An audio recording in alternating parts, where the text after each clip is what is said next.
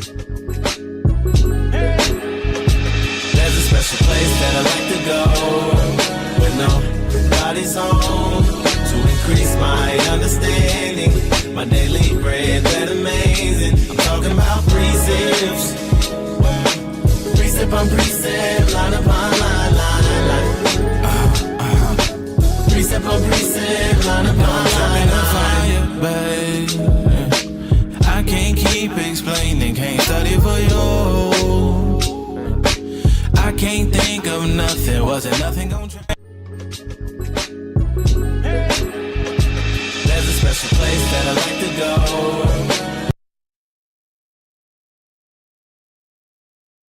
We are not a hate group. We are not affiliated. We are not a hate group. We are not affiliated with any other Israelite group. Israel United in Christ is a nonviolent, Bible-based movement. We do not advocate or condone any acts of violence against any race, ethnicity, or gender. We advise that if anyone hears or knows of any plots to cause harm to anyone or to break the laws of the land, you must contact the proper authorities to bring awareness to any possible threat, as stated in Leviticus chapter 5, verse 1.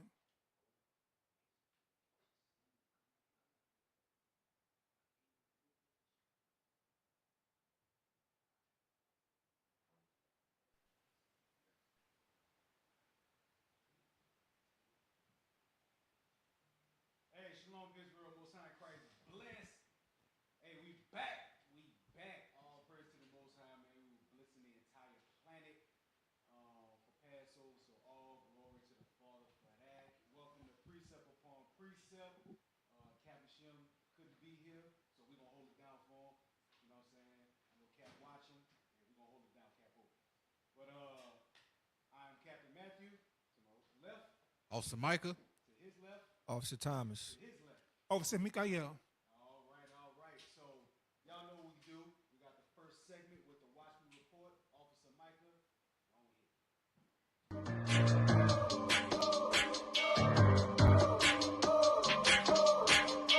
You are now flying.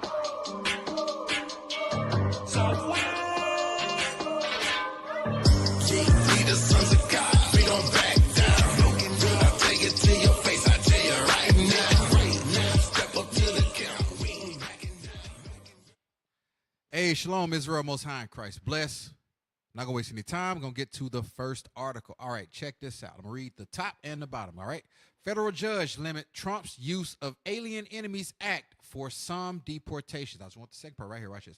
A Texas judge blocked deportation of any held in a South Texas detention facility, which may be removed under the wartime law, and a New York judge planned a similar order. So what that wartime law is, it's supposed to be enacted during the time of war. Like they're treating our people like they're prisoners of war, so to speak. So they're not being subject to the rules that you would have as a citizen. So next article. Y'all go read that. Some good stuff in there. U.S. says it is now monitoring immigrants' social media for anti-Semitism. You cannot make this stuff up. They are turning up the heat on our people. Appeals court clears way for Trump to restart mass firing of probationary workers. Hey, he turning up the heat. He's turning the heat up.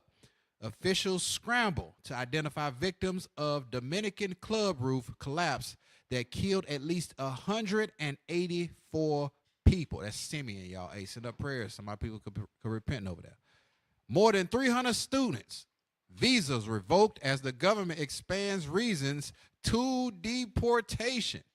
They still trying to send our people all over the place. You got to think about it. They don't know where the hell they going or when they getting snatched up. Over 400 homes damaged in Mississippi during severe storm tornadoes, MEMA confirms. Last article. All right. Teen fighting for his life. This is Northern Kingdom. After police shoot him 9 times in his back. I think the young man had cerebral palsy, and they rolled up on him. They claimed he had a weapon, and they shot him 9 times. So this concludes the Watchman report. You are now flying.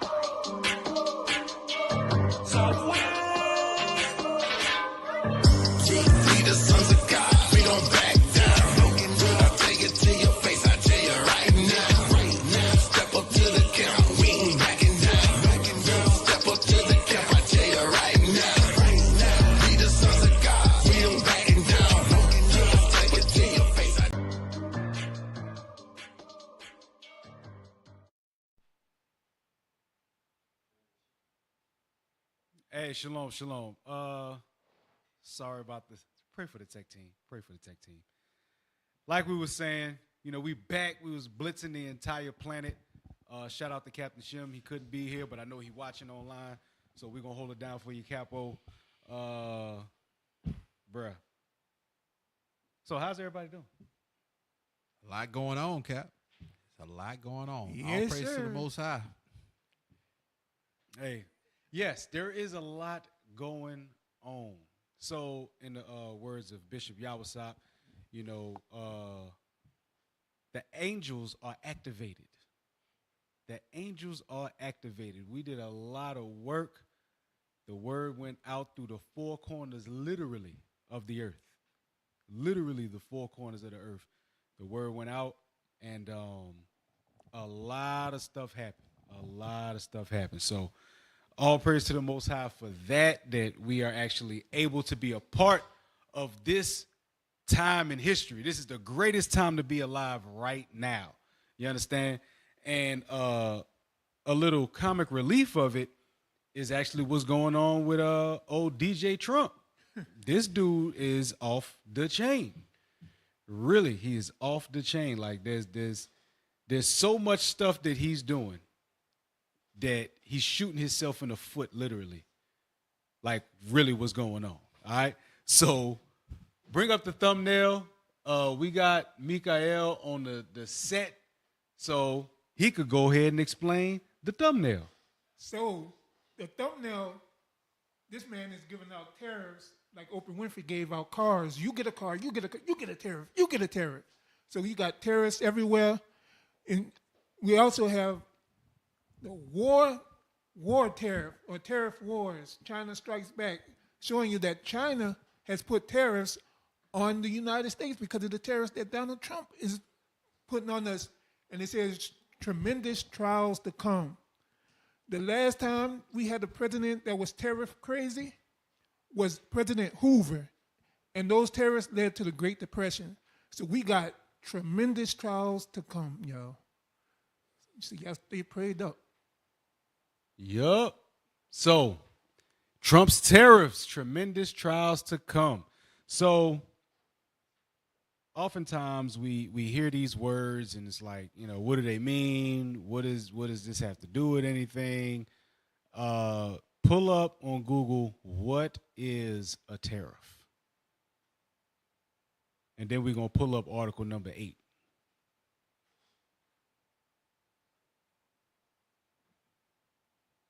Just so people can have some context as to what a tariff actually is, what does it mean? You may think, oh, they just taxing somebody or they just taxing this country, that country. Remember, they are taxing nations. Mm-hmm.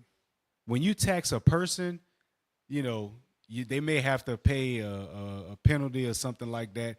When you tax a nation, bro, that is a lot of money. All right, what is that? Tariff, a tax or duty to be paid on a particular class of imports or exports. So it's a tax to be paid on a particular class of imports or exports. All right? It's not duty free. This ain't the airport. No. You are definitely. You gonna pay. You paying. You paying. Hey, pull up article number 8.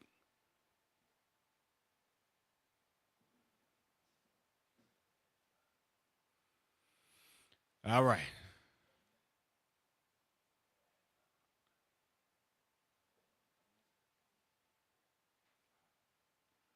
How may tariffs affect the stock market and your investments? Because they got a lot of people that they concentrate on the stock market because the stock market gives them dividends. Some people even live off of those dividends that they have invested in the stock market because, this is Esau's system. As long as you know what to do and how to play the game, you can actually make a few coins here and there and survive off some stuff. That's why when the stock market crashes, a lot of them Edomites be killing themselves because their whole life is wrapped up into that system. So let's see what effect the tariffs would have on the stock market itself. In today's interconnected global economy, Shifts in trade policy can send ripples through financial markets with surprising speed. And among these policies, tariffs are particularly influential, capable of reshaping investment landscapes virtually overnight. You want to know why? Because those that don't know about the stock market, it's a predictability game. You're playing probability based on what the market itself looks like compared to buying and selling. Okay, they got bullish markets, they got bearish markets. Bullish goes up, bearish goes down. When you have these systems, people can look at them and try to predict where the market will go in the future, whether they play it by day, what they got day traders, or that they play long shots where they trade over time. All right. And they get their money over time. A lot of the Forex and crypto people, crypto is more of like over time, or, you know, some of them even may be trendy, and Forex would be like day traders and stuff like that. And some of them are as well over time. But when you have a particular market, let's say you got gas prices, and the gas prices are at $2, even though $2 gas prices right now will sound good, right? That sounds pretty good right there. So you got $2 gas prices, and everybody that invests in Exxon Mobil, you know, is like, all right, let's invest this amount of money. But then a tariff comes, and now gas is $3. So your investment is not going to be the same. You got to pay more. Stock market is going to dip a little bit because the money's not there. The tariffs went up, the price goes up, everything shifts. So the stock market especially is going to take a hit with these tariffs. Keep on reading. The Trump administration's recent push for reciprocal tariffs has investors scrambling to understand potential impacts on their portfolios and long-term financial plans. Yep. This article explores the relationship. Go down to tariffs, because that's just an explanation. What are tariffs? Tariffs are taxes governments impose on imported goods and services designed to make foreign products more expensive than domestically produced alternatives. So it's a deterrent. That's what tariffs can be labeled as, a deterrent. Like, look, we make cell phones in the United States. Yeah, but I want the Chinaman phone. All right, if you want the Chinaman phone, well, you can have the American phone for $500. But now with the Chinaman phone, you're going to pay $1,500. If you want it that bad, you're going to pay that much for it. That's kind of what it is. Read on. These customs duties serve multiple purposes: protecting domestic industries from foreign competition. Because people will just move into your country and just take over stuff. You understand? Look at the fast food industry. We went to South America and saw McDonald's. You could go to Afghanistan right now and see McDonald's. They got KFC over there, McDonald's. You know what I'm Burger saying? King. You can go to Africa right now and see a KFC. What Kentucky got to do with Africa? But it's those business relationships, and they want to protect those things. Go ahead. Protecting domestic industries from foreign competition, raising government revenue, addressing trade imbalances, and occasionally serving as diplomatic leverage. That's the part that we want right there. Diplomatic leverage. If you don't pay, you don't get protected. If you don't pay, we're going to pull our armies away from you. If you don't pay, we're going to attack you. All of these different things, they count for something. So when you look at what a tariff is, you got to see that this is a war tactic as well. It's not just something that you just throw out there and that's that. No, that is a war strategy. Hit them in their pockets first. That's why when they take over countries, who do they send? economic jugglers first. The economic jackals. They hit you in your pockets first, and then when that don't work, then they hit you for real. They send somebody to buy you out. You ain't for to be bought. Well, now you better go to war because they're gonna come and attack you, or they're gonna make it look like you attack them so that they can attack you without a care in the world. That's diplomatic leverage. Read on.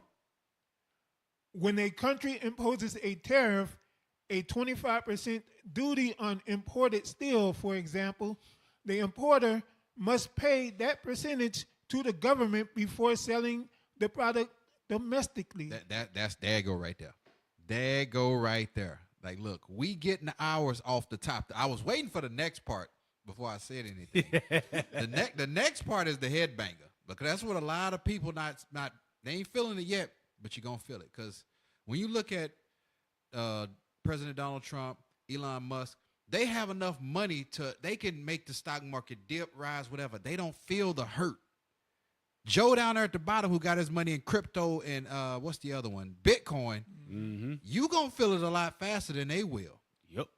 But the next part is the point. What's a good point? The economic impact of tariffs extend far beyond simple taxation. They reshape supply chains. Read that part again. They reshape supply chains. There you go, right there. That's what they gonna start. We're gonna start feeling that hurt. It's gonna get real bad real quick. Yep. Supply chains is those that import what we use on a daily basis. And I'm pretty sure you can look around your house and see about 50 things made in China. So what y'all saying is that shipping crisis we had a couple years ago was a test to see how these tariffs will actually work. Oh yeah, There you that go. wasn't There nothing. you go. Yeah, They That finna wasn't see. nothing. nothing. We really gonna see now. Keep reading. They reshape supply chains, alter business competitive dynamics, and influence international trade patterns. Go ahead. While proponents argue that tariffs help preserve domestic jobs and manufacturing capabilities, critics point to resulting price increases for consumers and businesses. Because if you gotta pay 25% off the rip to the government, what did you just take? You took a 25% hit on your profit. There you go. And you want to get your profit. So what are you going to do? You're going to raise the price of your product so that domestically, whatever you sell, you're still going to recoup that 25%. Somebody getting their money back. If they got to pay 100% tariff, then guess what? They're going to up the price so that they get that 100% back off the people. Read. Potential retaliation from trading partners and insufficiencies created when companies make decisions based on tariff avoidance rather than economic fundamentals. Exactly. Go ahead. Basically, what they saying, like, you know, when they say, oh, you buy when the stock is low. So let's say the stock is 5 cents and you buy it then and it goes up and you make money off it as it goes up. Now you can't buy it at 5 cents because what the people that the stockholders have to do, they have to sell their stocks to you now at like 15 cents versus that 5. So you have to buy higher and hope that it'll increase and then you get money. But it ain't working out that way. Yep. Nobody buys a high stock. No. You buy low and then you sell high. I think this is a trick bag because That's exactly what it is. Okay? because Trump already knowing this. You think his people don't know this? He already got money. You know what I'm saying? So they already knowing that the stock market gonna change. So what they doing? They profiting off of this. These what do they call it? Politicians, Republicans. not just the Republicans, the politicians. Democrats, all of them, of 'em. all on the same team. They knowing that the stock market gonna crash, it's gonna get lower.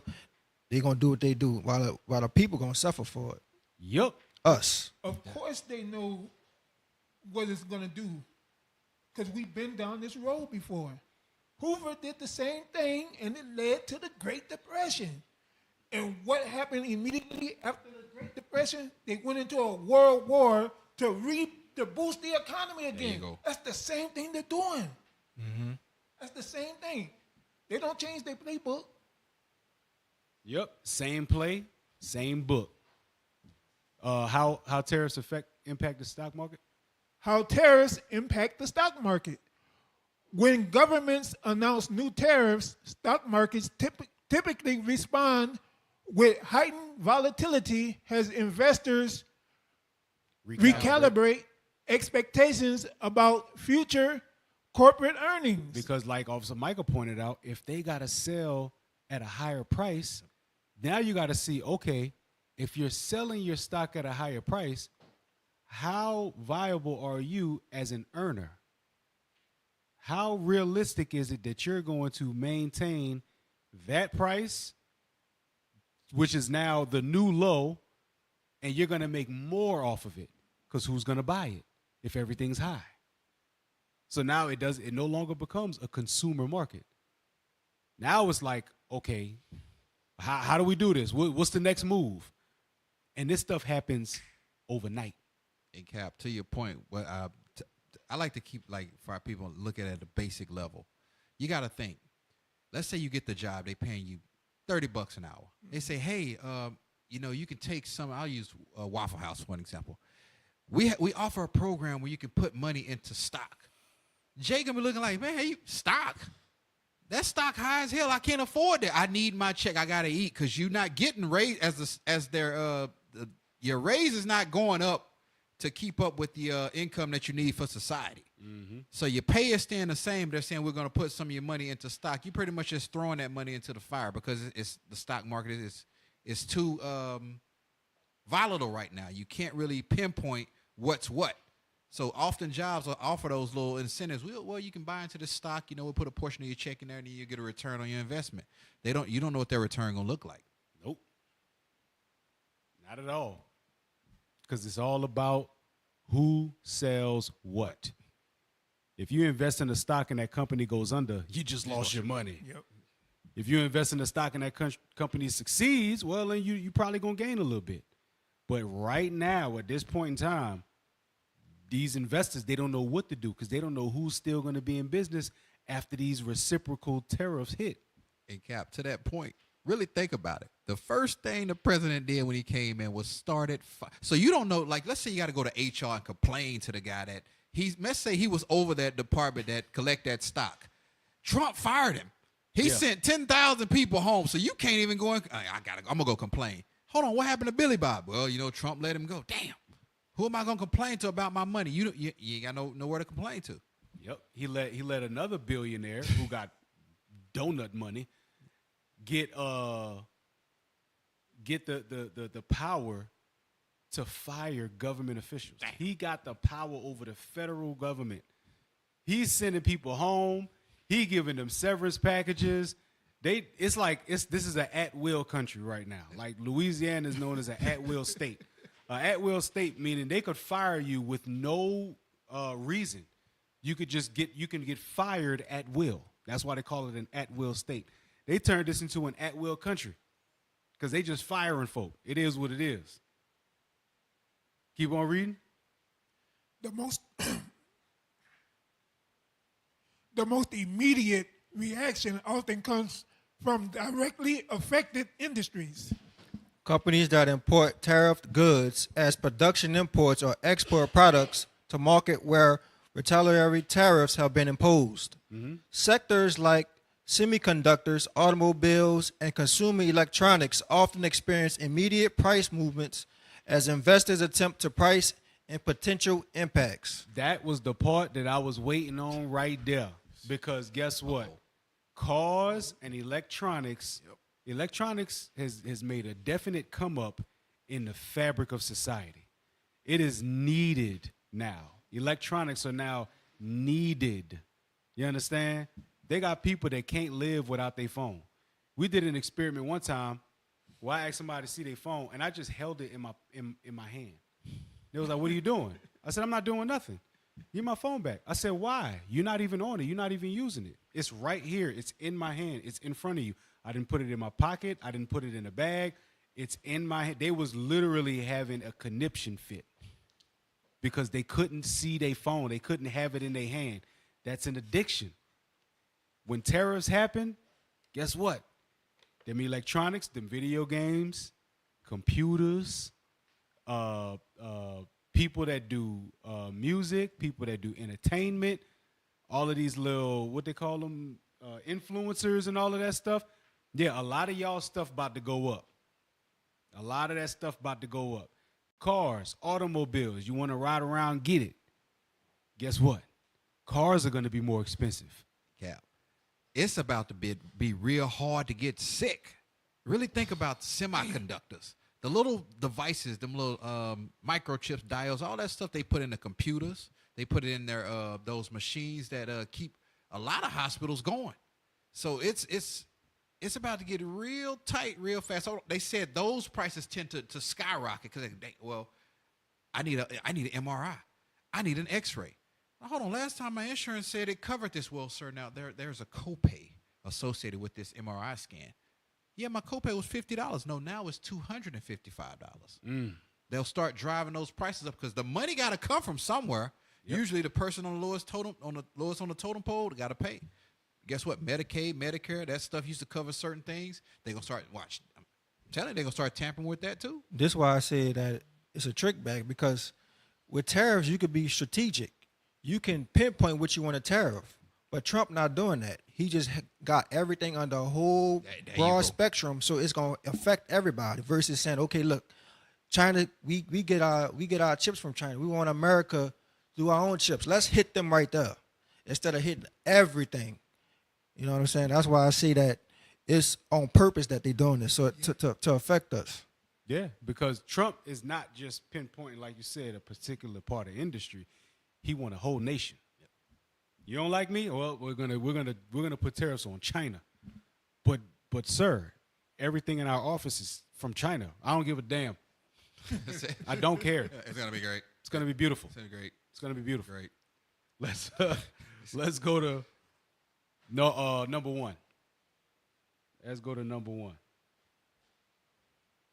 Jake ain't gonna care cap until he can't go in the store and buy a flat screen to watch ESPN. That's the only time. That's the only time Jake, when he can't watch Cardi B, a rap video, or something like that. That's when he gonna start caring. Yep. That's the hand. How Trump changed his mind on tariffs.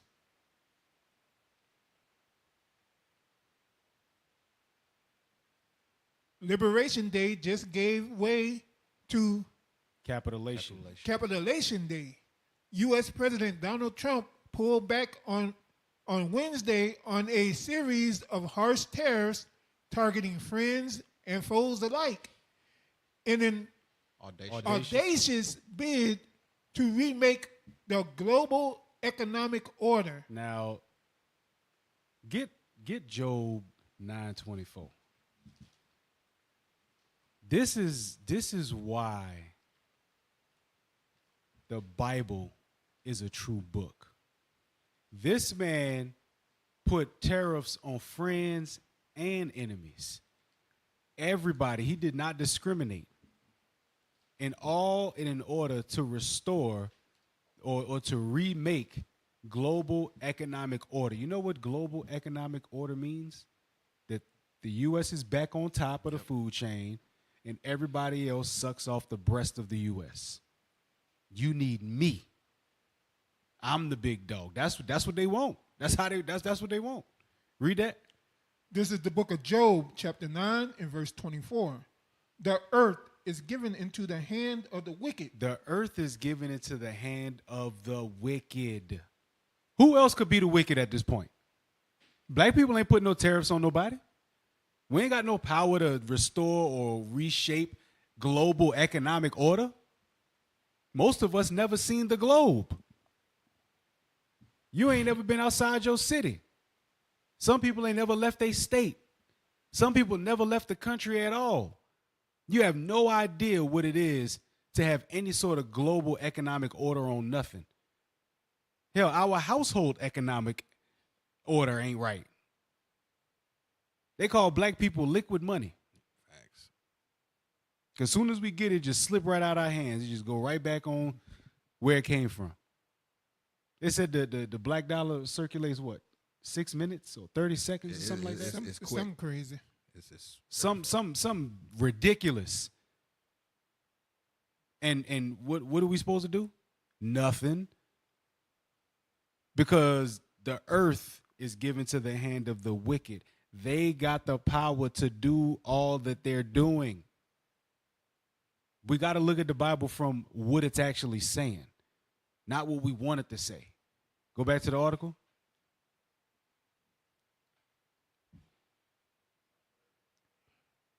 Mr. Trump's early afternoon announcement followed a harrowing week in which Republican lawmakers and Confidants.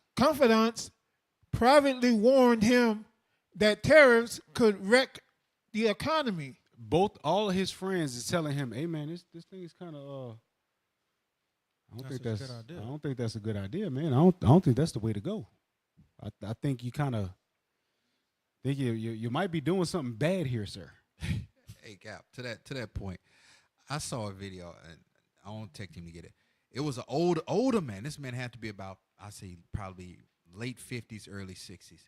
He was having a breakdown. He's like, "I've worked all of my life, and he was literally breaking down, crying. He had worked his whole life. And you really think about that. Like, I think it's Proverbs say, hope deferred maketh the heart sick.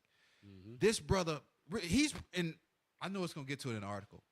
You work your whole life for somebody to come in and throw a tariff in your 401k, the money that because Social Security is just to supplement your income when you get older. It's just it supplements it. It doesn't like give you a lot of money to survive for the rest of it. It supplements it. So your 401k is what you're going to be drawing from in those latter years. You worked all the way up like 66, 67. I can't remember what the exact age is. And now the money that you're supposed to have to survive for the rest of your life on is gone. And then he does a 180 and says, "Hey, you know what? By the way, I'm gonna just change things back." This dude done already like nosedive off. He done got on the building and jumped off. How do you get? What do you do from that? What do you do? For real. This dude is going off. Trump is doing what the Lord put him here to do. If there was ever some sort of humor or sense of humor that the Lord have, imagine him using his Trump card with an Edomite named Trump. Imagine that. Read on. His own aides had quietly raised alarms about the financial markets before he suspended a tariff regime that he had unveiled with a flourish just 1 week earlier in a Rose Garden ceremony. His aides is like, "Hey, sir, this is messed up. If you keep on going like this is not going to work out for us. It's really not." Do they have a video? Go up to the top. Do they have a video? Is there a video on that page? Yeah, play that. Who'd have thought?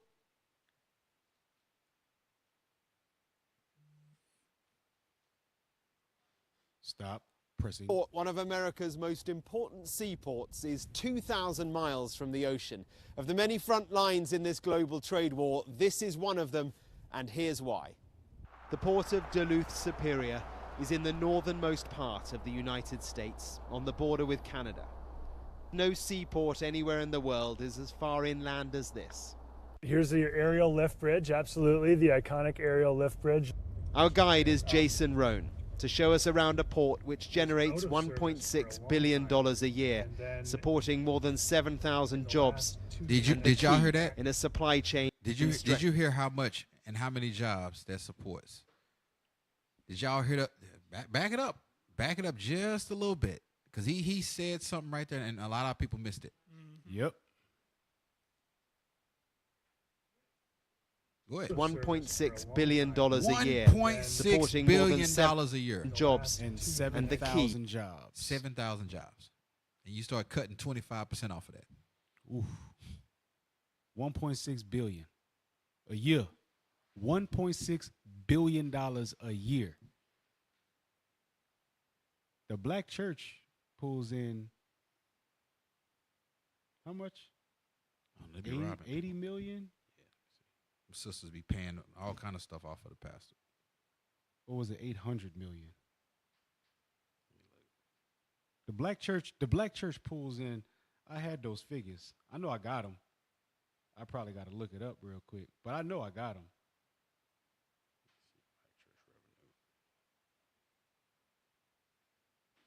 What do Americans think of 11 Trump's billion. tariffs? 11 million? 11 billion. 11 billion. 11.5. $11 billion the black church brings in, right? The black church. 11 billion. That company, just right there in that little section, makes $1.6 billion a year. Do black people have the buying power? Yeah. Absolutely. Could we collectively get $1 billion company? Yeah. Will we do it? No. No.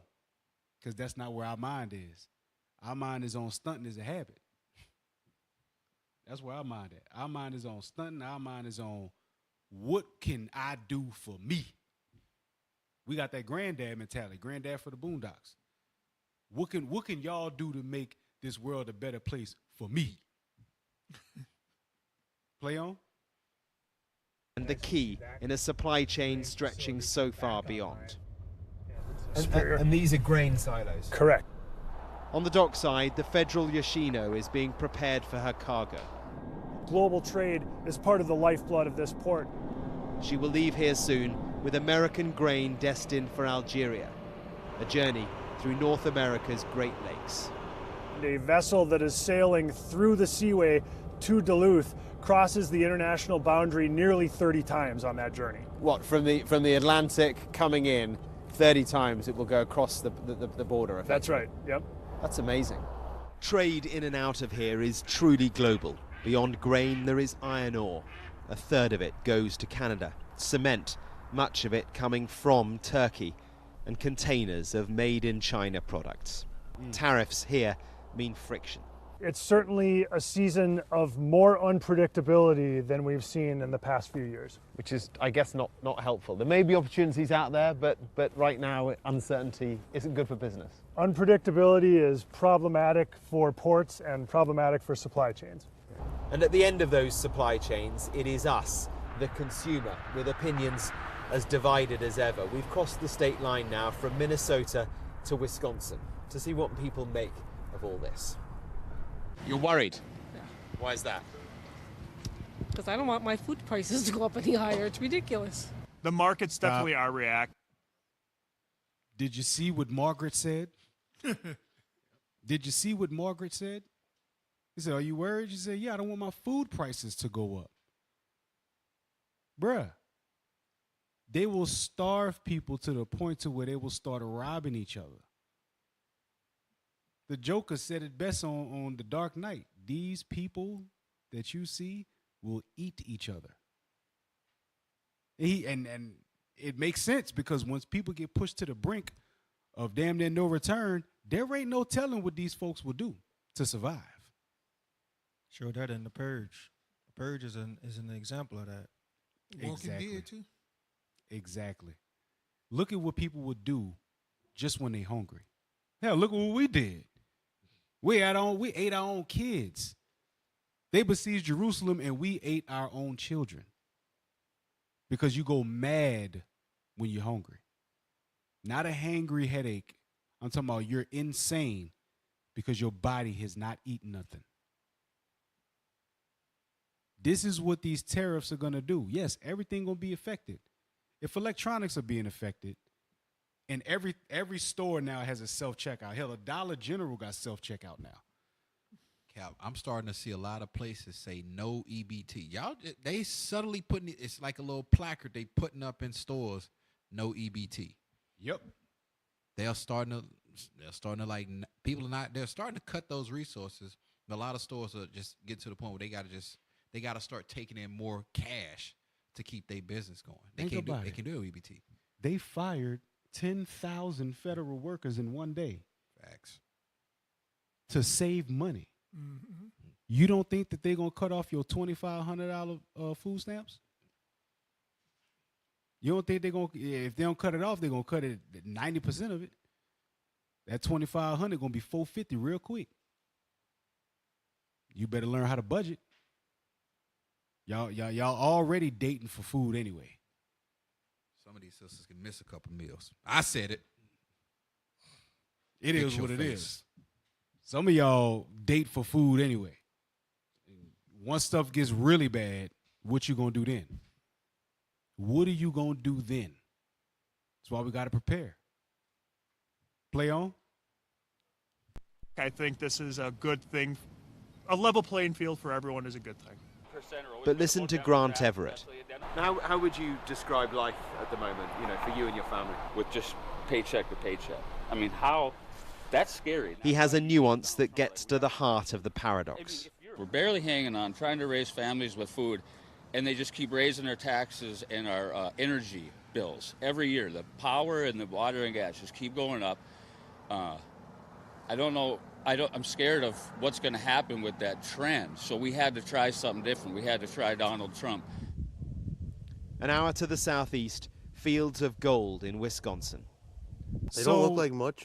Look what he said. Now, this is their system, you know what I'm saying? He said, look, we didn't know what to do, so now we got to try Trump. Because they're playing that political party game. They believe what comes out of the mouth of these people. So what, you was on the Kamala Harris bandwagon? You was happy to kill black babies? But that didn't work, so now you got to go with the winning team? Like, come on, man. What y'all really doing to yourselves? But these tariffs, they got a lot of impact behind them. Go play on. Could they? Of course, when you're selling bin loads of them or truckloads of them. A miracle crop. They are. That's a great way to put it. Yeah. Rows of gold. The silos here are sealed now for the winter, but each of them, right across this part of the United States, are full of soybeans. They are America's biggest export to China, worth a total of $12.8 billion. Farmers across this country voted overwhelmingly for Donald Trump. Is there anxiety? Absolutely. I don't want to put a exact timeline onto when doors close around here, but if it's short term, I think most farmers could handle it. Long term, years plus, things are going to look a lot more bleak around here. Here, they mostly seem to hold on to a trust in Trump, that his wild negotiating with their livelihoods will pay off. But it is high stakes, and with an uncertainty. Pause there real quick. A lot of people don't understand, though, that farmers either are right at the level or below, because that farming equipment is not cheap. Right. You know what I'm saying? Them tractors, just one tire from the tractors is very, very expensive. They farming thousands and thousands of acres of land, and if they ain't making no profit off of their soybean or whatever they farming, they gonna go under quick. Yup. Think about it. You have people that are supplying us, and they're about to get affected. That's why it said supply chain is going to get affected. Where we get our food, the origin of it gets affected. When they get affected, and they, as the producers, are like, hey, I don't know what I'm going to do, imagine what the consumer is looking at. Imagine that. Cap, to that point, the consumer. He said soy that goes to China, right? Mm-hmm. You can flip your label, because a lot of y'all eat horrible. Some of y'all eat horrible. Some of y'all repenting. A lot of y'all labels, y'all like potato chips, lard backs, they know the ingredients by heart. Some things have soy in them. So those soybeans that he was showing, a lot of that stuff, they refine it, and they put it in a lot of foods that our people, we consume. And once they start, the farmers, what they're going to start doing, they're going to start holding on to what they families need. They're not going to be too forthcoming and just handing that stuff out. So what are people going to start doing? Biting and devouring each other, because they can't get the resources. They can't get those things that they need to sustain themselves. Yep. And remember, he putting these tariffs on friends and enemies. It ain't like it's just going on enemies. He putting on friends and enemies. When I say friends, I'm talking about allies, which we're going to talk about that in a second. Go to number 2. Hey, can I get a script real quick? Yeah, go ahead. Give me Jeremiah 29 and verse 5. Because what we got to start doing is coming back to who we are as a people. In America, we don't have the mind of our God and what he called us to be. We have a capitalistic mindset. Get mine, I got to make my money, and that's it. But in this captivity, even in the Babylonian captivity, let's listen to what God told us to do in captivity. Read this real quick. This is the book of Jeremiah, chapter 29 and verse 5. Build ye houses and dwell in them.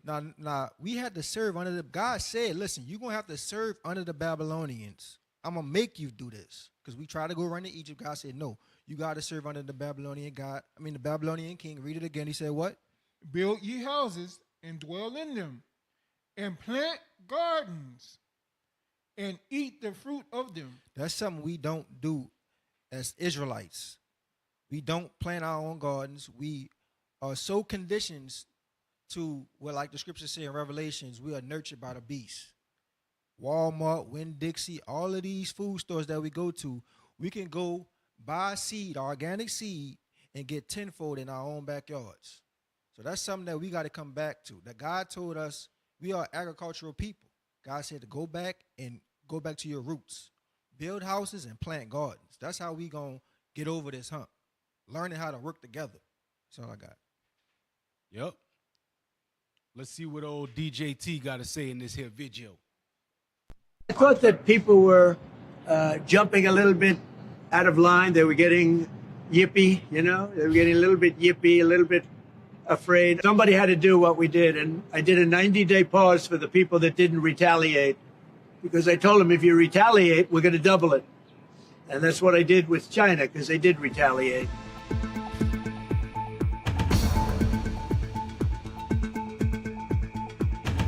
So this guy is literally bragging on the use of his power. Says some people are getting a little yippy, meaning they're getting happy because I slowed the tariffs down. He put a 90-day pause on the tariffs. So you got 90 days to get your lips puckered up, to get your knee pads on. Yep. You know That's pretty much what he did. You got 90 days to follow suit and get bent over.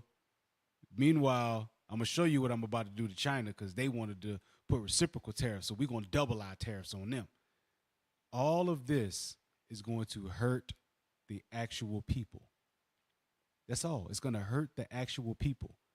This is how governments fall. This is how kingdoms fall. They implode from within. You got an idiot in charge. You got a dummy that's making business decisions. You got an old man that don't know his own footsteps from his shadow. You got all these things that's going on, and we're supposed to be oblivious to this? No. We understand perfectly what's going on. The prophets do anyway. Everybody else, you going with the sheep, the masses. You whatever they say, that's what you do. You got to snap out of it. You got to snap out of it. How much is left on that? Play it.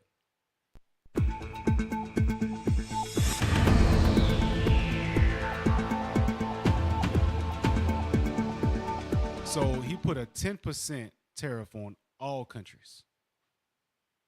But he got a 145% tariff on China. They already have a 20% tariff, and he added another 125%, which altogether makes it 145%. So China has to pay 145% of whatever they are planning on selling here to the government first, which means Chinese products are about to skyrocket. Yes. They're about to skyrocket because they got to get their money back somehow. Hey, they gonna get it because a lot of these sisters they weren't that still wearing. I don't know if they call it like yaki hair. Our sisters that were not you repentant sisters, but though they still going to these beauty shops. I guarantee they ain't missing a beat. They ain't missing a beat because that fake hair they still buying all that stuff. Yep. And them damn eyelashes. Lord help us. Oh man, y'all might as well just throw that away. Y'all might as well just throw that away. That's how we gonna know when it get real because the sisters they gonna be walking around natural. They gonna be able to afford them eyelashes, fake hair. Hey, play number 3, and we're going to go to break.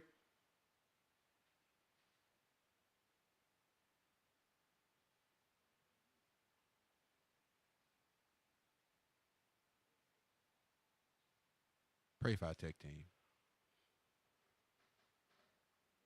There you go. Government cheats and steals, and finally, an administration, you may not like Trump, you may not like his style or his rhetoric, finally, an administration that puts up and says enough. 400% tariffs tomorrow morning. He'll tell you why. She can only stay the supreme leader if people are employed. If we wipe out any business there, because we are still 39% of all consumables on Earth and 25% of the world's GDP, America is the #1 economy on Earth with all the cards. We will not have that forever. It's time to squeeze Chinese heads into the wall now. So you know what they're saying? Make Babylon great again. I was listening to that right there, right? Okay. They always say that tech team. They always say that America has debt, right? They have all this debt. Who do they owe it to? If they putting 400% tariffs on somebody, then who the hell does America have debt to? Exactly. How do they have debt when they print the money? Yeah, they could just turn the machine on. Right. Oh, we 40 billion in debt? All right, make 40 billion. There you go. Your dollar's worth 33 of our one. And There you go. the reason they can do that is because they dropped the bomb on Nagasaki and Hiroshima. Not even gonna lie. It's a long time ago. It's a long time ago. Yeah. Like, they don't think that people have upped their firepower by then? That was a minute ago. That's like the I scored 5 touchdowns in a high school football game. Hey, you remember the movie 50. Here to Stay with Chris Rock? The president, he said, God bless America and nobody else. They really think like that. Yeah. They really think like that. Yep. So, this is our break time. We're going to hit y'all with a couple commercials. All right. And we're going to come back. We're going to do Kingdom music. And then we're going to hop right back into this here topic, because though it may sound a little dull and boring, it's something that we need to know as a people, because the scriptures say in Mark 13:33 that we need to watch and pray. Look at what's going on in the world, because if you don't, you're going to miss a lot, and you're going to get caught off guard. You're going to be the one caught that wasn't looking. All right? So, y'all ready, tech team? All right. We'll be back. Stay tuned. A cry has gone out. Not a whisper, but a roar. A sound has pierced the heavens and has shook the earth. This is not a call for the weak or for the faint-hearted. Nah, this is for the warriors, for the prophets of the Most High God, answering a mission that has been sealed in blood. We move not for fame, nah, not even for riches, but for something more eternal. This mission is holy. The cost is high. The risks are real. We travel through dangerous terrains, hostile lands, and uncertain paths. We stand in the face of opposition, persecution, and spiritual warfare. We fear no man, for the Lord is with us. From war-torn neighborhoods to distant deserts, from crowded city streets to secluded mountain paths, the prophets of God go anywhere where our people are gathered, and we still press forward. This is not just a journey, this is war.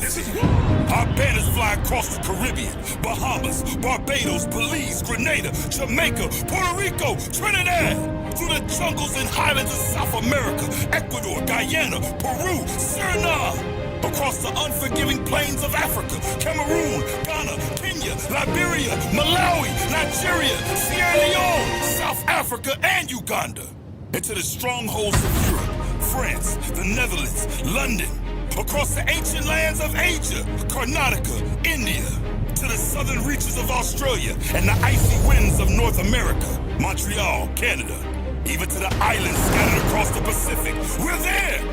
None of this would be possible without the unwavering support of our brothers and sisters who give to the Booster Club. Your donations are not just money, they're fuel for the mission, armor for the prophets, wings for the words to fly. You make it possible. Through unity, through sacrifice, through the Spirit of Christ, we move mountains. This is not just a global movement. Nah, this is prophecy in motion. The kingdom is rising, and though the world resists it, the mission will not be stopped. Why? Because we will not be stopped. We are the warriors of the Most High God, and the world will soon know we're here. Well here, Booster Club mission number 131, Trinidad and Tobago. Happy Passover 2025!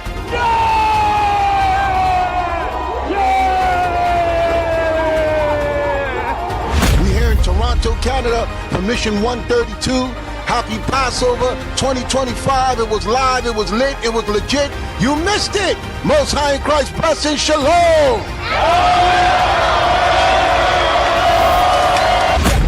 I'm Captain Josiah. Happy Passover 2025!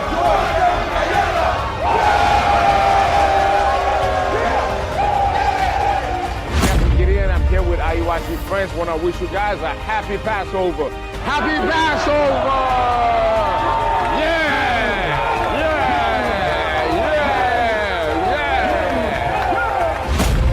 Captain Matthew, Passover 2025, St. George, Grenada.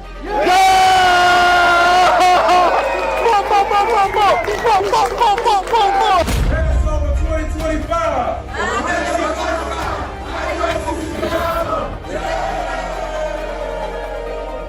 Captain Yawanathan to my right, Captain Yehoshua to my left, Captain Michael. And from IUIC Barbados, Happy Passover! Captain Lemuel, Happy Passover from IUIC Believe!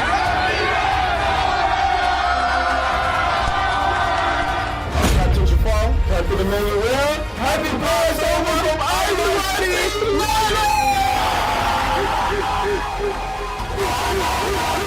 Shalom Israel, I'm Captain O.C. Captain Enoch. Happy Passover from Yahweh!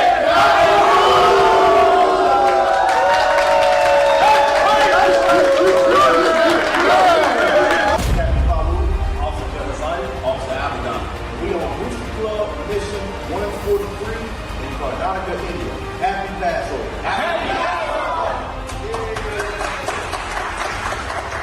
Captain Aurier, Captain Europe. And we're here in Monrovia, Liberia, celebrating the Passover 2025. Happy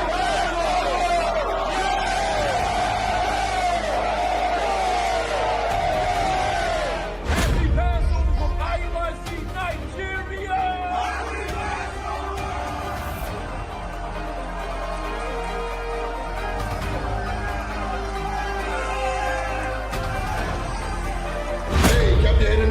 Captain Charles One, this is Booster Club mission number 146. Happy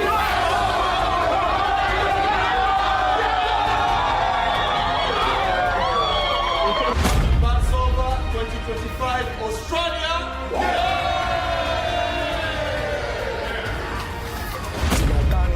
And IUIC Malawi, mission 148. Happy Passover from IUIC Malawi. We're in mission 149. This is Deacon Labaka in Nassau, Bahamas. Happy Passover. Happy Passover. Happy Passover from Kumasi, Ghana!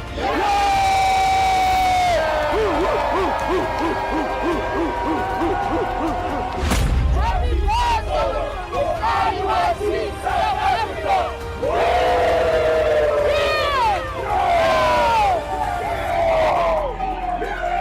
I'm Deacon Joshua. We're here with IUIC Puerto Rico, and we want to say, Feliz Pascua! Happy Passover from Passover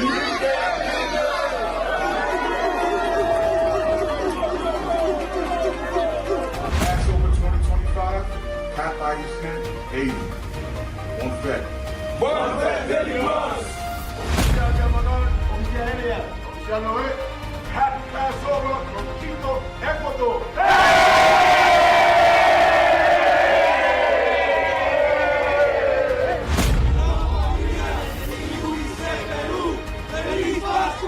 Shalom Israel, it's Bishop Kanai. IUIC Jamaica 2025 Passover.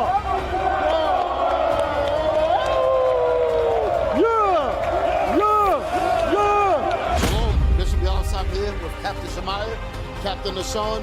Happy Passover from Sierra Leone.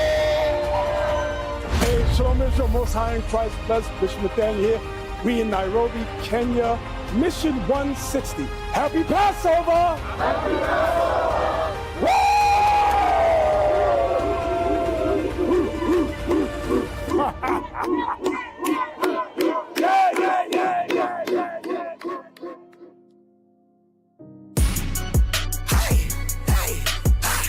Ladies and gentlemen,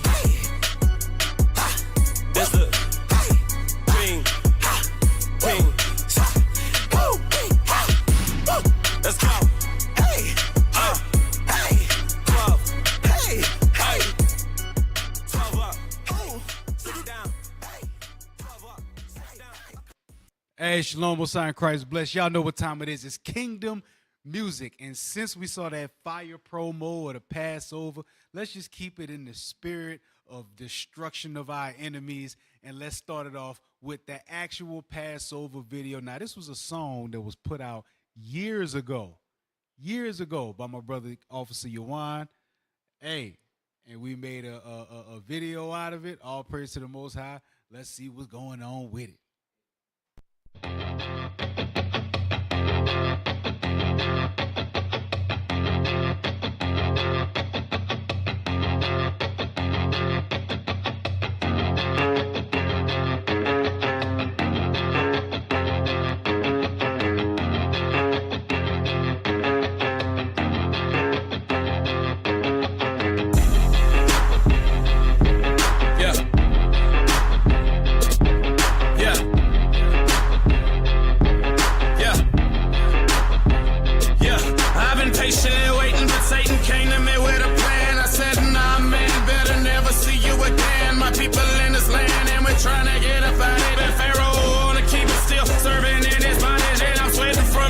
Need some shoes for my feet, hands bloody from the work, back bruised like a beast. I ain't ate in a week, 3 days no sleep. My kid looking at me, tell me, have you ever seen a 3-year-old picking cotton? His body barely started walking, wife fainted on the floor. She pregnant and now she dying. I've been praying to the Lord, please come save us from this bondage. Yeah, I know what we did. We guilty, Lord, and we sorry. Yelling, please, Lord, please. I ain't getting no wheeze. I've been slaving all day, skin and bones start to cleave. Got nothing else to say, just destroy the enemy. We strayed far away, take us back, we'll never leave. Lord, please. This the Passover, this the final Passover. Yeah, it's almost all over. This the final Passover. The mighty forefather Moses came up the stream floating and not knowing that the Lord already had words spoken. That one day he would come up under Pharaoh and learn all the ways of the Egyptians, including the Pharaoh. And he witnessed one of his brothers getting beaten in the back. And so he retaliated, got caught, hit the body and ran. And he returned 40 years later with some vengeance in mind. That he wasn't leaving the land without his people this time. So the Lord said to Pharaoh to reject the request and say no. So he told the people, kill a goat, put the blood on the post to your door. So the people waited and prayed the Lord's angels would go by. The Most High is fearing they go in, shut your door, you better not come out. Now kill they firstborn, kill all they cross now. Now kill they cattle too. Most High just tear it down. Most High don't play with them. I wanna see they blood spilling. Look what they did to us. Please destroy all of them. Take their beauty all away and put them boils on their face. I fill the city with the frogs, death and curses to them all. Turn the water into blood and let the locusts have some fun. Hell falling from the sky, set on fire, let them fry. So much darkness in the land that you can't even see your hand. Heathen running in the streets, begging us to let them be. I'ma look the other way, cause I got nothing else to say. We've been waiting for so long.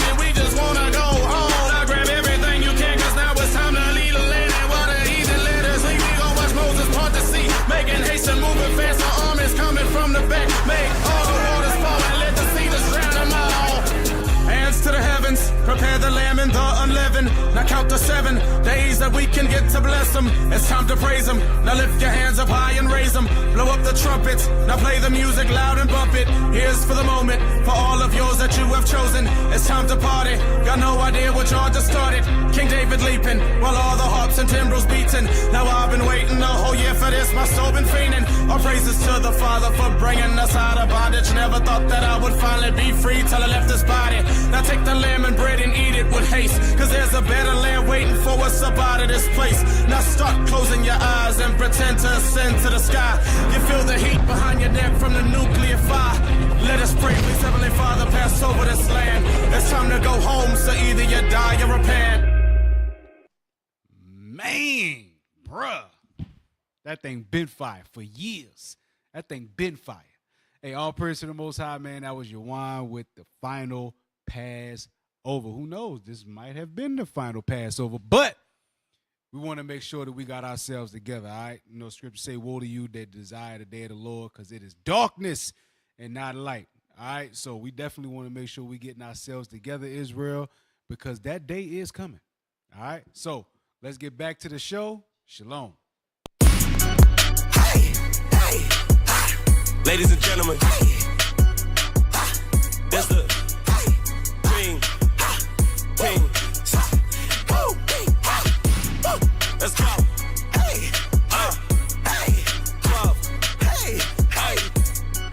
12 up, 6 down. 12 up, 6 down.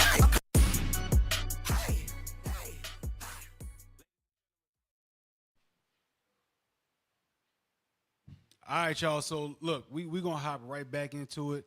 We see Donald Trump is getting his little war mode on as far as these tariffs go. Let's go to number 4, because this dude, if pompous was a word, like if pompous had a face to it, it would be this face right here. If those of y'all that know what the word pompous means, it's as an arrogancy. It's a I'm above you type of. Just put before you play it. Just put the face on it. That is a pompous look. That is the look of somebody who ain't worth. You know how they say I'm unbothered? That is the face of unbothered. Play it. Come to this country as a student, we expect you to go to class and study and get a degree. If you come here to like vandalize a library, take over a campus, and do all kinds of crazy things, you know, we're going to get rid of these people. Stop. Who the hell did that?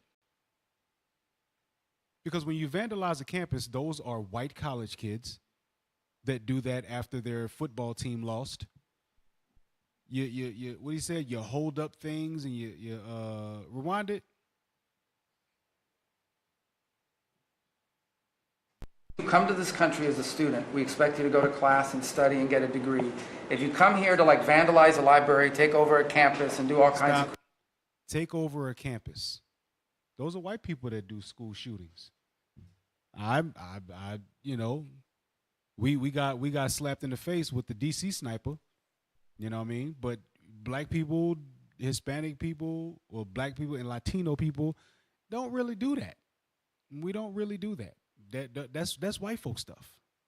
We know who runs that arena. They do those things. Go ahead. Things, you know, we're going to get rid of these people, and we're going to continue to do it. So when we identify lunatics like these, we take away their student visa. No one's entitled to a student visa. The press covers student visas like there's some sort of birthright. No, a student visa is like me inviting you into my home.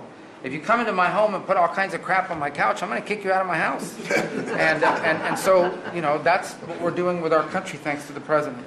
But see, that's the thing, though.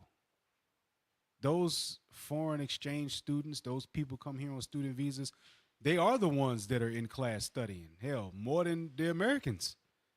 I've been to college. It's the ones that ain't from here that are devoted to education. The ones that are from here, we ain't devoted to education. We want to go party. We want to vandalize things. We want to smoke in the dorms. We want to go and wreck the library. Check the books out. Never bring them back. That kind of stuff. The Americans do that. I have yet to like really see that be the case when it comes to the people that actually come into the school. from another country. I don't see that a lot. It's like I think it's propaganda too, because it's the students that's from the so-called Middle East, that's from Palestine, protesting against Israel. They want to say that they vandalize, and all they doing is doing peaceful protests, but they're trying to make it seem like, they destroying the school. You know what I'm saying? But it's really just them trying to make it. It's really them saying they've been anti-Semitic in so many words. Yep, that's all it is. Again, the same playbook, the same plays. They did this with Antifa and Black Lives Matter. It wasn't black people burning down their neighborhoods. That was Antifa. Yep, exactly. With that whole because it's not just they say what people of color, they get these visas. People from South America, they get them too. So are they? Is it equal opportunity? They gonna be deporting them because they should be. They probably some of them little vagabonds that's doing that crap too. Are they deporting them too? The Amalek, yeah, exactly. Are they gonna deport them? People from Ukraine, Yep. ain't saying All nothing of about them. Nope. Yep. I think it was only. Go ahead. It was only one that they did, but just the Edomite came over and she said she had laid down with like 1,500 dudes or something. Oh, She wow. went to come back and they're like, "No, look, you keep your trash behind over there." That's the only one I've heard that they did. They doing that too. Oh, she wasn't from here? Oh no, she went from here. Oh, okay. So he's like, "You stay over there." Yeah, she slept with like 1,500 men in one day. Yeah. How? I don't know. But anyway, let's go to number 5. Trump study. Study finds Trump's 25% auto tariffs could cost U.S. automakers $108 billion. Damn. Remember they said automotive, semiconductors, and electronics. Those were going to be affected first. Now we got the automobile industry. They're going to get affected. Read on. A new analysis by the Center for Automotive Research has found that President Donald Trump's 25% auto tariff imposed in early April will increase the cost by about $108 billion for automakers in the U.S. in 2025. Why? Because a lot of these newer cars need semiconductors. They need chips in the keys. They need chips in the engines, the starters, the electronic components. Electronics and automobiles go hand in hand. Yes. They go hand in hand. And if the tariffs are hitting like that, the automobile industry is going to feel it. Read on.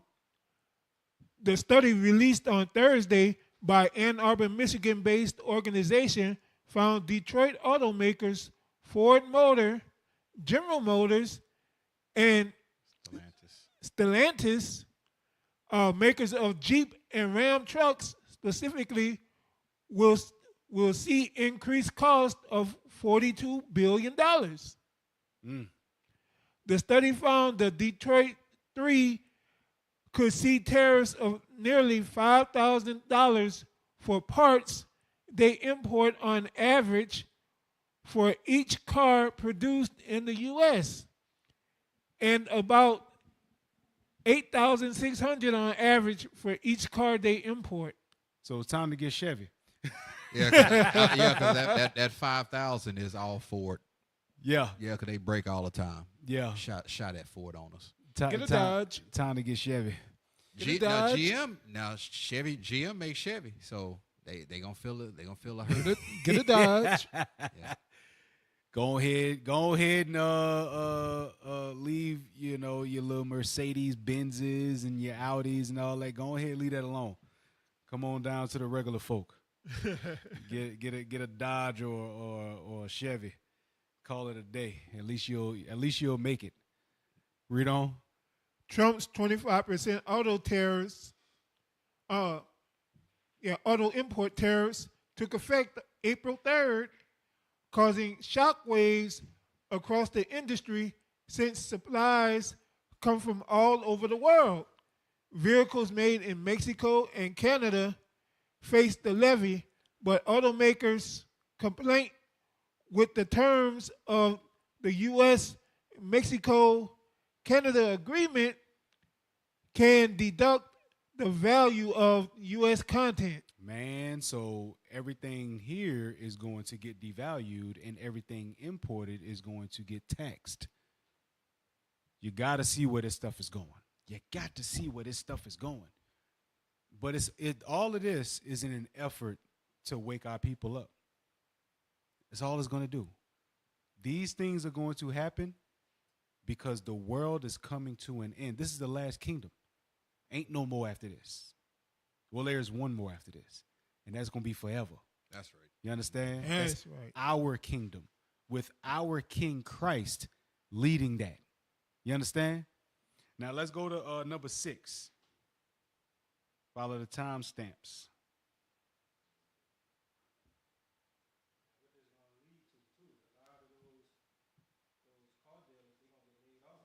Yep. Yeah, because people.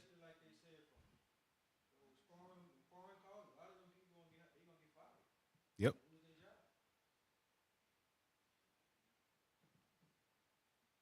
To Officer Thomas's point, while you're working on some stuff over there, really think about what they move these tractors with. Those like F-350s, F-250s, those are farm trucks. I know a lot of brothers, they hot shot with them and things of that sort. Those trucks were designed to move farm equipment from point A to point B. So if you're not getting the money you need to do what you need, you can't afford those trucks to move that equipment, because they have acres and acres of land. They're not farming on 1 acre land. They got hundreds of acres. They got to be able to move a tractor from this lot to that lot, 50, 60 miles around on that land. If they can't get the truck to do that because they're not producing those trucks, what do you got? It's a ripple effect. Yep. All right. Play the timestamp. That China announces 84% tariff on U.S. goods in showdown with Trump, okay? And Europe also hits back. You'll obviously give a little bit more intel on this.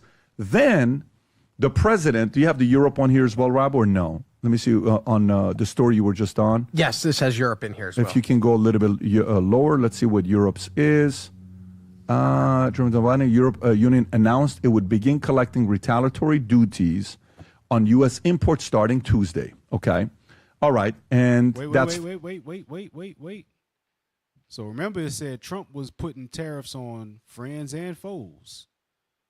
The EU said, look, we going to start collecting retaliatory tariffs on U.S. imports too. So don't think that everybody else is just sitting back and they ain't doing nothing. These countries, they doing stuff. Read on. So now if you go back to Trump's tweet, here's what Trump puts on Truth Social. And this is as of 2.5 hours ago, 3 hours ago. Based on the lack of respect that China has shown to the world's markets, I am hereby raising the tariff charge to China by U.S. to 125% effective immediately. At some point, hopefully in the near future, China will realize that the days of ripping off the U.S. and other countries is no longer sustainable or acceptable. Conversely, and based on the fact that more than 75 countries have called representatives of the U.S., including Department of Commerce, Treasury, and the USTR, to negotiate a solution to the subjects being discussed relative to trade barriers, tariffs, and currency manipulation, and non-monetary tariffs, and that these countries have not, at my strong suggestion, retaliated in any way, shape, or form against the U.S., I have authorized a 90-day pause and a substantially lowered reciprocal tariff during this period of 10%, also effective immediately. Thank you for your attention to this matter. He posts this. Immediately, the market, Rob, if you can go to the market responds accordingly. Go to the 1 day. The 1 day ends up being 3,000. That was up 3,000, nearly 8% in a single day, right after the announcement is made. You can tell that, Rob, if you can do that again, that was great. He makes the announcement there at 37,941, boom. The rest of the day ends up being nearly 3,000 today. So for you, with this back and forth, this is your world. This is what you do as an economist. and somebody that's watched the quantitative easing, and now we're doing a little bit of quantitative tightening that's going on. We'll show that as well. What do you think is going on here? Is this good news? Is this over with? Is China going to come to the table? What do you think? Well, the question is for who? Good news for who or bad news for who? Certainly the markets take the viewpoint, that this is good for most of the countries. So stock markets are up not only in the US, but also in Europe and any market that's open. And actually you wonder, because really what's happened is President Trump, who previously had this longest list of countries, that were faced with these new tariffs and partly extremely high tariffs in one go, the longest ever, I think, has been announced in one go.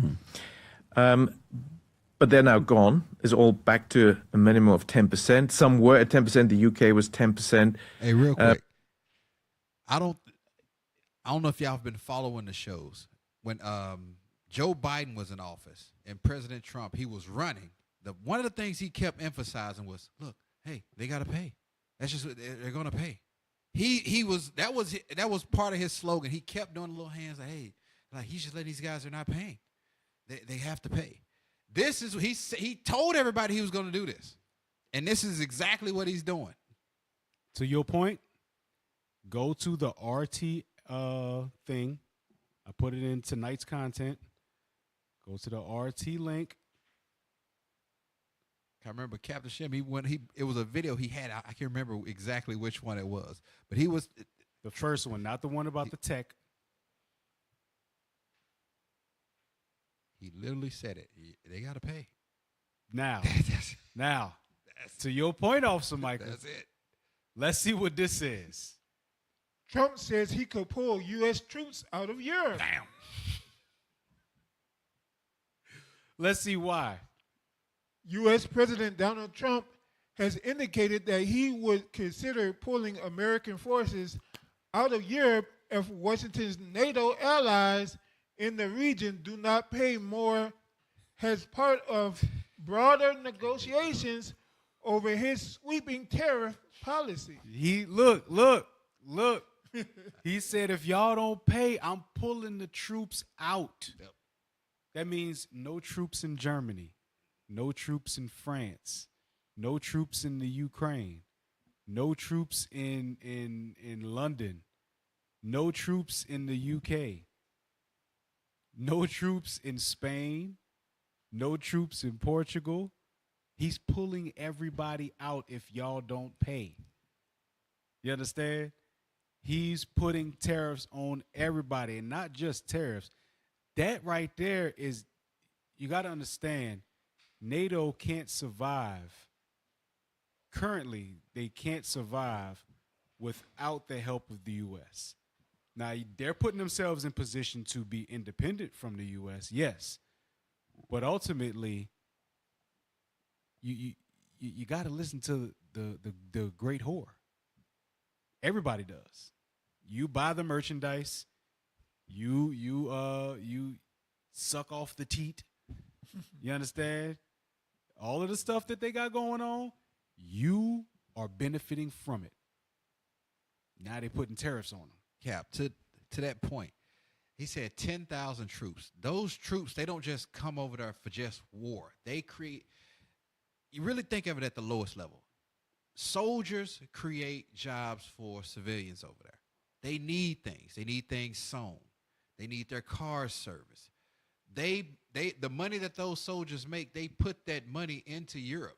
So if he pulls those 10,000 soldiers out of there, guess what's going? You can bet your bottom dollar that 20,000 jobs is going with them 10,000 soldiers. Yep. Because ain't no civilians going to be there. If they pull the troops out the bases, who going to be there to operate the bases? There you go.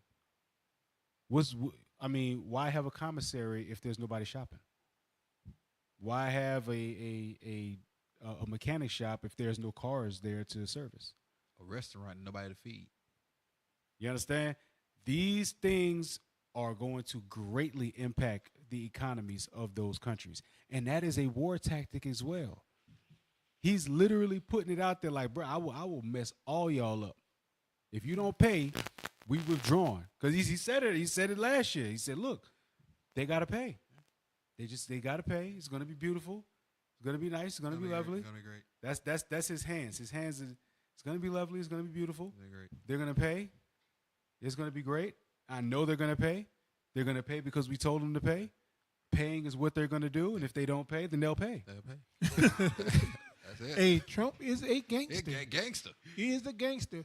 It's really like those old mob movies where you buy the police force to pay off the protection, so now the protection is on your side, hence him pulling the troops out, and then you bully them and you got to pay. That's President Scarface. That's just what call it what it is. Let's call it what it is. President Scarface. He's like, look, I'm gonna make you an officer you can't refuse. President Corleone. That's it. Yep. Donald Corleone. Go back to the video. And which one is left over? China. So you're really now pinpointing, zooming in on China. And clearly, China is the target now. The question is, was this now caving in to the market pressure? Because there's been relentless selling last week, relentless also Monday, Tuesday. And, you know, that really created a lot of pressure. At Treasury, they were quite concerned, and there were some voices at Treasury saying, you know. And actually, there was this announcement, I think it was on Monday, that there will be a 90-day reprieve, which was then denied by the White House. Said, no, that's not true, that's a rumor. You see, so clearly it's being proposed by somebody, perhaps from Treasury, you know, why don't we do this? And now it's become policy. Well, we can't know. We can only guess and speculate exactly how it came about. But the result is clear. Trump has made a major statement, you know, last week on this Liberation Day, on these tariffs, and certainly woke up the whole world. Like, they're paying attention to what he's saying and what the U.S. is doing. That's for sure. So he clearly got that. So everybody's paying attention to what Trump is doing. Why? Because he's forcing them to. Mm-hmm. I tell you, I'm about to take all of my troops, all of your allies, your protection out of your land. You're going to pay attention. How much you want? You want a 10% tariff? Fine, easy. Just pay the damn 10%. They're going to pay. He is a CEO. He's moving like a CEO, trimming dead weight and making sure that the business will run efficiently with as least amount of people to pay as possible, so you have the greatest amount of profits. But here's the thing. It's not a business. It's not a business. This is people's lives, and nations are being affected. But it's all gearing towards the 10 horns hating no whore anyway. Go to number 7. Hey, Cap, he's not even really treating it like a business. He's really treating it like that game show he had, The Apprentice. Yep. That's what he's really treating it like it's The Apprentice. You're fired. Yeah, exactly. It was the morning after the news before of tariffs, a pause, and the political fallout. One which is in the White House, there was a routine cabinet meeting, routinely reverential. Americans want you to be president because of your agenda. I want y'all to see this. Rewind it. I want y'all to listen. So you got the image of the White House.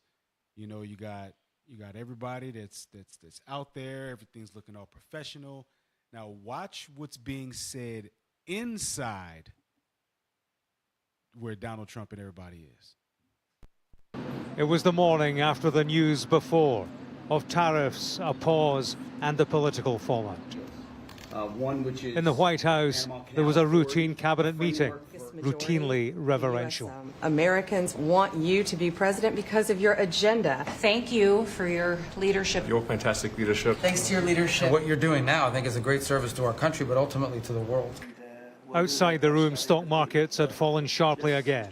Inside.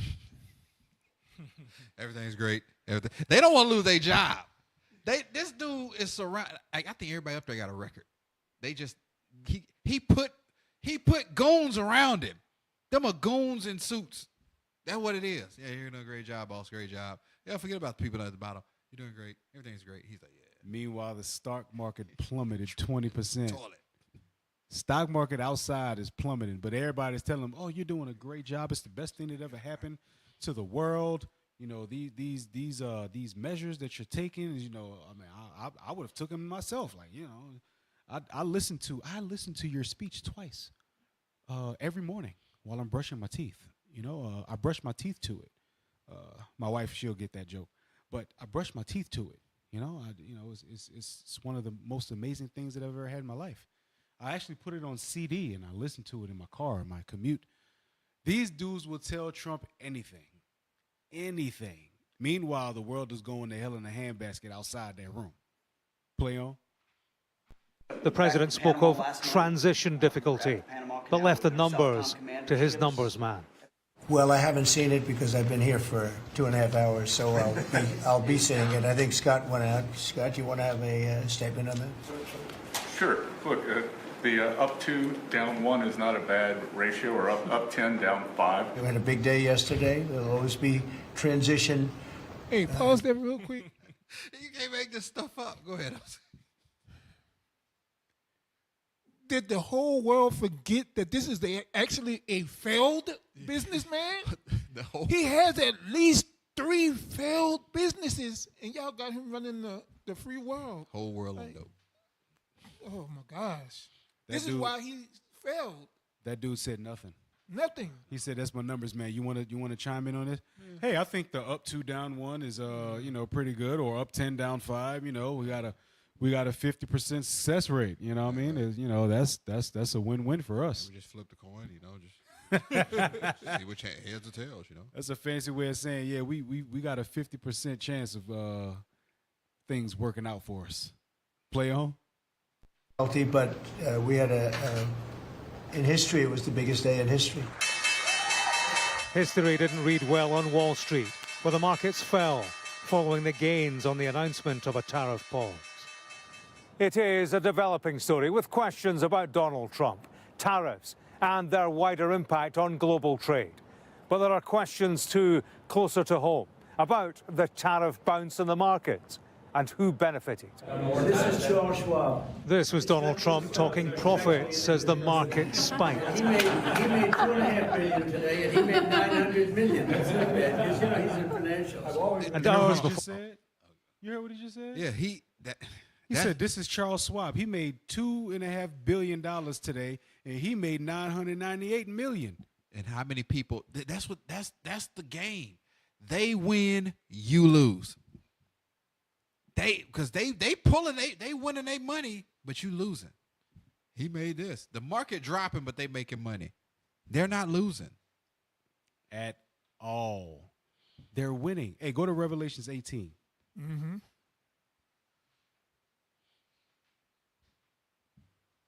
Start at 10.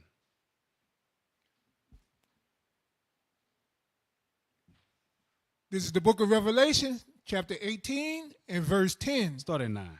Verse 9. And the kings of the earth who have committed fornication and lived deliciously with her shall bewail her. So the kings of the earth who have committed fornication and lived deliciously are these other nations that have profited off of the things that Babylon has offered. You got protection, you got NATO, you got war policies whenever you want them. You need something, we go rob somebody and give it to you. You got good prices on products. You could trade. You can do whatever you want to do. You can sell to this land, sell to that land. They don't want to help you, or we're going to put the squeeze on them so that you benefit for it. They got it. They can live deliciously. Read on. They live deliciously with her, shall bewail her and lament her when they shall see the smoke of her burning. Because when the U.S.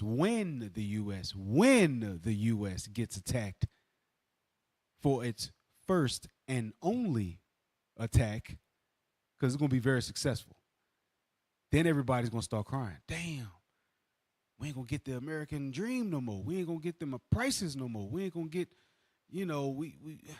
what are we going to do? Read on. Standing afar off for the fear of her torment, saying, Alas, alas, that great city, Babylon, the mighty city, for in 1 hour is thy judgment come. In 1 hour, the judgment is going to come. 1 hour. Go ahead. And the merchants of the earth shall weep and mourn over her.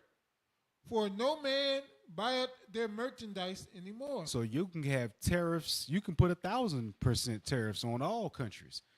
Eventually, nobody's going to buy from the U.S. because they're going to be dead. They're going to be offed. There's going to be no more Babylon. There's going to be no more tariffs they can put on anybody because they ain't going to get here. They ain't going to be here to do that. When these prophecies start to come to pass, understand, this is the end result. Nobody's going to buy their merchandise no more because they're not going to be here to sell it. Read it. The merchandise of gold and silver and precious stones and of pearls and fine linen and purple and silk and scarlet and all fine wood and all manner vessels of ivory and all manner vessels of precious wood and of brass and iron and marble and cinnamon and odors and ointments and frankincense and wine and oil and fine flour and wheat and beasts and sheep and horses and chariots and slaves and souls of men. They buy all of that stuff because who profited most from the slave trade? The European nations. They came on this side, got our people, shipped them off over there to Europe. Went to Africa, got our people, shipped them off to the Americas and to Europe. They ran the slave trade. And all of the other nations profited off of it as well. Just like they profit off of all of those things that they read, from the gold, the silver, all the way down to the flour, the wheat, the beasts and sheep. All of that stuff, they profit off of it. And all of that stuff is eventually going to become in danger once the prophecies actually start to kick off the way that they should. But now, for now, we need what's going on right now. Why? Because it's going to show our people that we got to work together. It's going to show our people that this system is not made for you. This is a failed system. This is a system that was geared to put us in a mindset of repentance so that we come back to who we are. We come back to our God the way he wanted us to. But instead, a lot of us are going to get wrapped up into this system, wrapped up into politics, wrapped up into the economics of it, and we're going to fall right along with everybody else that's destined to fall. All right? So, we got any other things before we close out? I want to bring out one scripture to your point. Let me get that. This is not IRS. Where's that? Micah 4? Yeah, Micah 4:10. Micah, I want to read this real quick to Captain Matt's point. Read this. This is the book of Micah, chapter 4 and verse 10. Be in pain and labor. Verse 10. 2 and 10. Micah 2 and 10. Because what we got to understand is this. It's 4 and 10? No, I want, this is not your rest. Oh, not your rest. Because we got to understand something. We here in America, we want the American dream. We think that this is our promised land. This is what we have been taught with that Esau mindset. But we got to understand this. Read that. The book of Micah, chapter 2 and verse 10. Arise ye and depart, for this is not your rest. It says, arise and depart. Because this country is not our rest. We were not sent here to be comfortable. No matter what we've been through, we always trying to be equal to the white man. We always want their validation. We always want to be a part of what they got going on. God said, this is not your rest. I didn't bring you to America to be equal with these people. This is a prison sentence. We're in prison right now. We serving off a sentence for breaking God's commandments. That's why we here in America. That's why we getting our behinds kicked, because we didn't want to keep God's commandments. God says, this is not your rest, so stop sucking off their titty, learn to work together, and keep my commandments as the Israelites. That's all I got. Right. Yeah. Hey, so all praise to the Most High. Look, that has been another edition of Precept Upon Precept. Look, right there, Booster Club. Donate to the Booster Club. All right, those missions that y'all saw for Passover, that stuff did not just come out of nothing. All right, we are grassroots. A lot of that stuff comes out of our own pockets. You understand? It comes from the collective donations that we give to the body. Ain't nobody living like a fat rat. We all got jobs. You understand? We pay. We pay for what we got to do. Sometimes brothers be taking hits. It is what it is. But that's where our faith is. You understand? So donate to the Booster Club. We need to continue to do what we have to do that the Lord has called us to do so that these prophecies can come to pass. All right? They don't come to pass without us working. Kingdom of heaven coming not with observation. All right? So with that, I'm Captain Matt. Officer Micah. Officer Thomas. Officer Mikael. And with that, we say shalom. There's a special place that I like to go.